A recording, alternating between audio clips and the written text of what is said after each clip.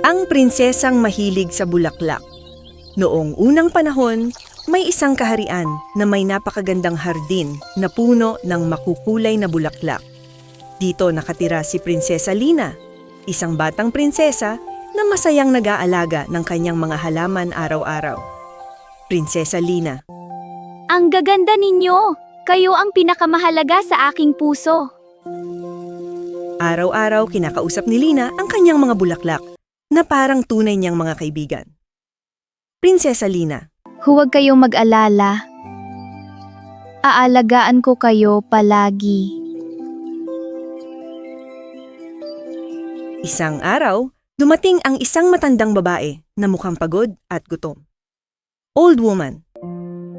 Prinsesa, maari ba akong makahingi ng tubig at pagkain? Dahil abala sa kanyang hardin, hindi pinansin ni Lina ang matanda. Prinsesa Lina. Umalis ka muna! Baka masira mo ang aking mga bulaklak!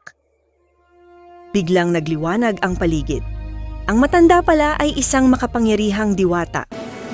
Fairy. Mahal mo ang bulaklak, ngunit nakalimutan mong mahalin ang kapwa. Patawarin niyo po ako. Sa isang iglap, nalantang lahat ng bulaklak sa hardin. Prinsesa Lina. Hindi! Ang aking mga bulaklak!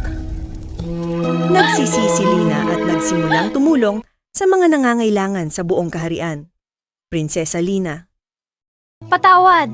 Tutulungan ko na ang lahat. Dahil sa kabutihan ni Lina, muling namukadkad ang hardin ng mas maganda kaysa dati. Fairy. Ngayon, natutunan mo na ang tunay na kagandahan. At mula noon, natutunan ni Prinsesa Lina na ang tunay na kagandahan ay hindi lang nasa mga bulaklak, kundi nasa mabuting puso.